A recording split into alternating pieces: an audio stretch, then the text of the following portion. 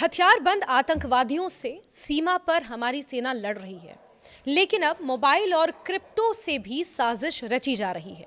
घाटी में अलगाववाद की वापसी की कोशिशें अब लगातार तेज हो गई हैं और इस बार नगद नहीं, डिजिटल रास्ते से। हवाला नहीं, अब क्रिप्टो आतंक की फंडिंग का नया चेहरा सामने आ चुका है। सीमा पार से पैसा, वीपीएन यानी कि वर्चुअल प्राइवेट नेटवर्क के रास्ते और घाटी में जहर फैलाने की साजिशों का हाल ही में खुलासा हुआ है। जिस अलगाववाद को सुरक्षा बलों ने दबाया, उसे फिर जिंदा करने की डिजिटल चाल चली जा रही है।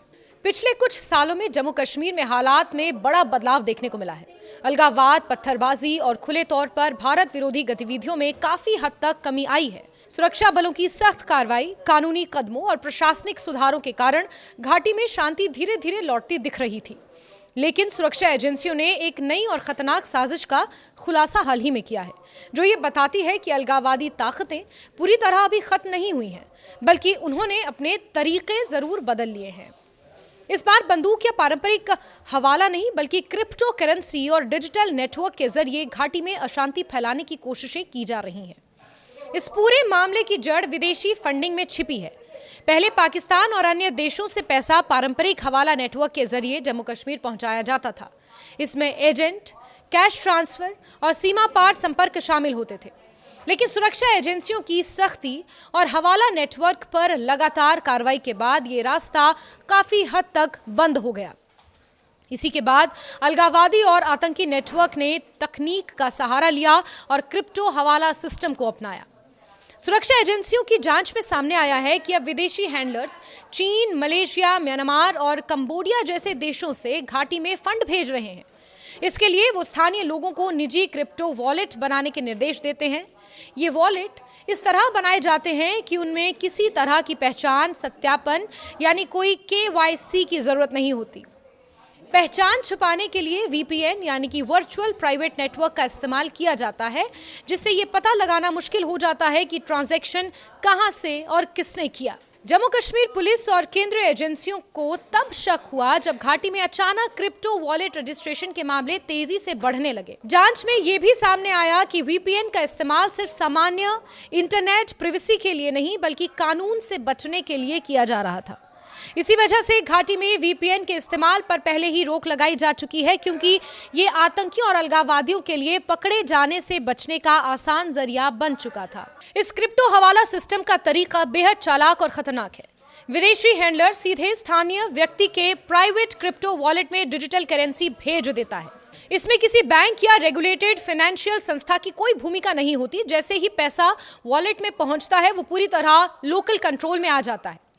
इसके बाद वॉलेट होल्डर दिल्ली, मुंबई जैसे बड़े शहरों में जाता है और वहां unregulated peer to peer trader से संपर्क करता है।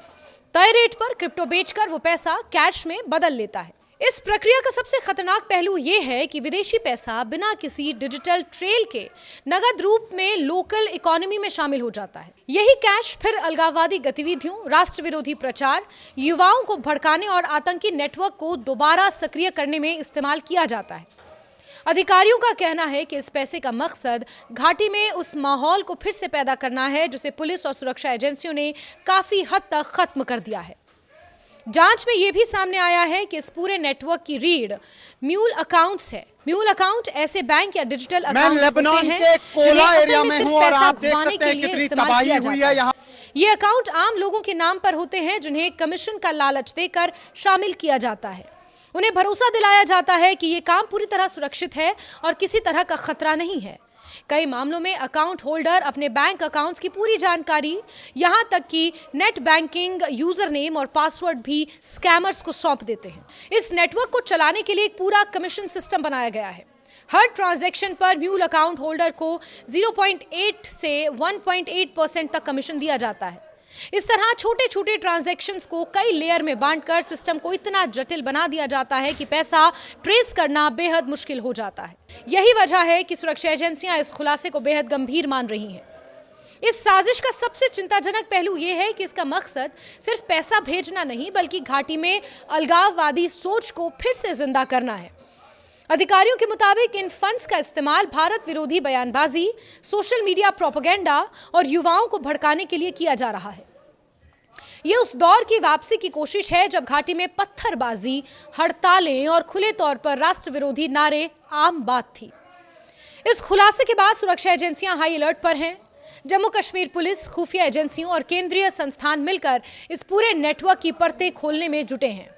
आम लोगों को भी सतर्क किया जा रहा है कि वो किसी के कहने पर अपने बैंक या डिजिटल अकाउंट्स का इस्तेमाल ना करने दें, क्योंकि ऐसा करना न सिर्फ गैर कानूनी है बल्कि देश की सुरक्षा के लिए भी खतरा है। कुल मिलाकर ये मामला दिखाता है कि आतंकवाद और अलगाववाद समय के साथ अपने तरीके बदल रहे हैं। जब एक रास्ता बंद होता है तो वो दूसरा रास्ता तलाशते हैं। क्रिप्टो हवाला के जरिए घाटी में अशांति फैलाने की ये साजिश उसी बदलती रणनीति का एक उदाहरण है। हालांकि सुरक्षा एजेंसियों की सतर्कता और तकनीकी समझ के चलते इस खतरे को समय रहते पहचान लिया गया है। आने वाले समय में यह देखना अहम होगा कि इस डिजिटल साजिश को पूरी तरह कुचला जाता है या नहीं, लेकिन इतना साफ है कि घाटी में शांति भंग करने की किसी भी कोशिश को बर्दाश्त अब नहीं किया जाएगा।